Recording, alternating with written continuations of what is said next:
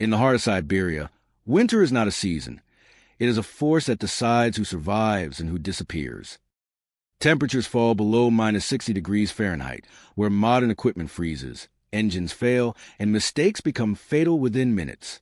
Yet for centuries, people lived here year after year without electricity, insulation foam, or central heating.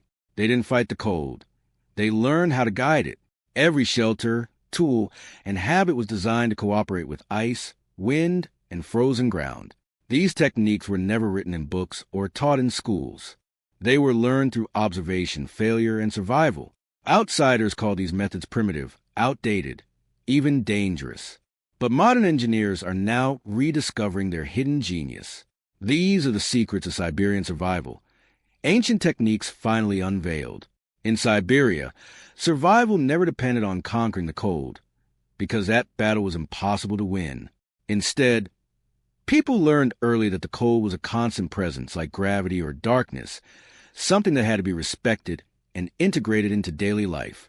Movements were slower, breathing more controlled, and routines carefully designed to avoid sweat, because moisture meant death once the body cooled. Clothing was layered not to trap heat aggressively, but to manage airflow, allowing excess warmth to escape before it turned into freezing dampness. Even walking patterns change, with pauses built into long journeys to prevent overheating. Tools were handled with bare hands only briefly, because metal stole heat instantly.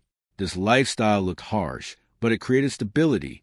By accepting the cold as a partner rather than an enemy, Siberian communities reduced risk and extended survival in an environment that punished arrogance. Siberian shelters were never designed to be perfectly sealed boxes.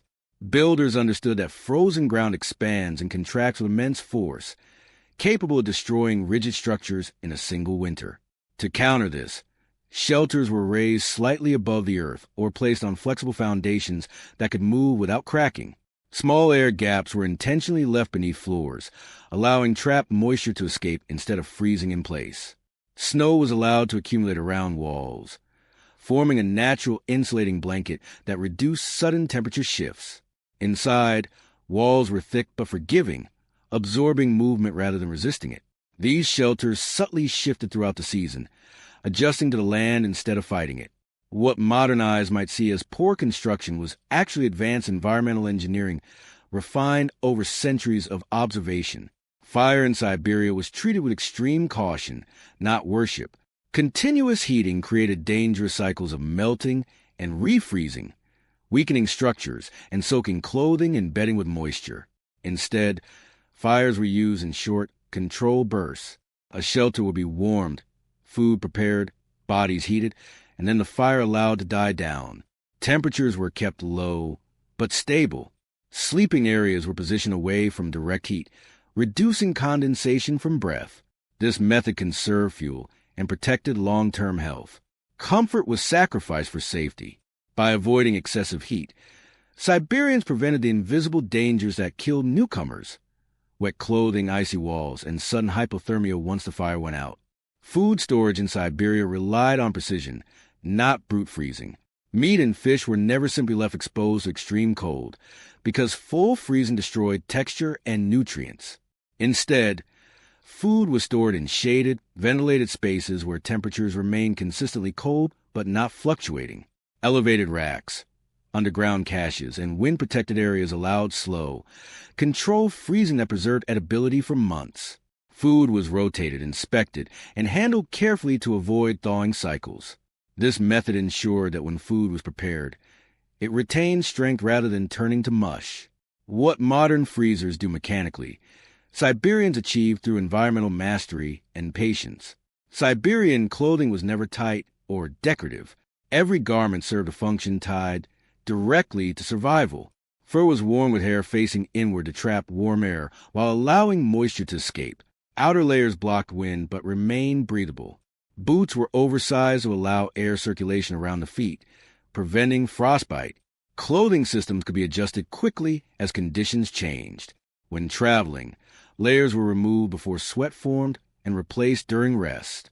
This constant adjustment required discipline and awareness. The body was treated as a system that needed balance, not insulation alone. Modern winter gear often fails in extreme cold, because it ignores this principle. None of these techniques were written down. Knowledge was passed through stories, demonstrations, and mistakes. Children learned by watching elders build, hunt, and travel. When a shelter cracked or food spoiled, the lesson was remembered. Survival knowledge evolved slowly, shaped by winters that punished errors mercilessly. Each generation refined what worked and abandoned what didn't. This created a culture of humility toward nature. Survival was never guaranteed, only earned through attention and respect. Outsiders often underestimated this wisdom because it lacked formal theory, but was grounded in reality tested by time. Modern technology often fails in Siberia because it is designed for comfort, not endurance. Sealed buildings trap moisture. Continuous heating creates instability. Heavy machinery freezes and breaks. Systems dependent on fuel, electricity, or precision parts collapse when conditions turn hostile. Ancient Siberian techniques required no power source and no replacement parts. They adapted naturally to changing conditions. This resilience is what modern engineers now study, realizing that simplicity and flexibility outperform complexity in extreme environments. Siberia exposes the limits of modern assumptions. Today, many of these techniques are disappearing, replaced by imported systems that struggle to survive even a single winter. Yet the ancient methods remain relevant, quietly proving their value each year in the coldest places on Earth. They represent a philosophy of survival built on observation, patience, and cooperation with nature. In a world facing harsher climates and growing extremes, these forgotten lessons matter more than ever. Siberian survival was never about dominance.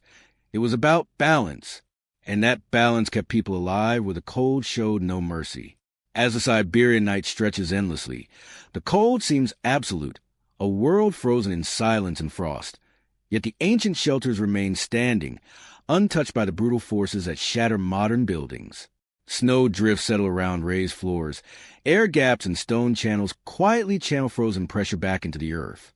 Inside, warmth is minimal, but lives continue. Families, hunters, and travelers survive not because they conquered winter, but because they understood it, moved with it, and respected its power. Centuries of knowledge breathe silently through wooden beams and packed snow, a hidden engineering legacy that modern systems struggle to replicate. The aurora paints the sky with fleeting colors, reflecting off icy surfaces, reminding the observer that beauty and danger coexist in perfect balance. Every creaking floorboard, every shifting frost crystal, tells a story of patience, observation, and the subtle mastery of nature. This is more than survival. It is a philosophy, a way of life forged in extremes, where success is measured by endurance and failure is fatal. And as the wind whispers across the tundra, it carries with it the echoes of generations who lived not in defiance of Siberia, but in quiet, careful harmony. The secrets of Siberian survival endure, whispered in the ice, written in wood, and revealed only to those who watch, listen, and respect the frozen land.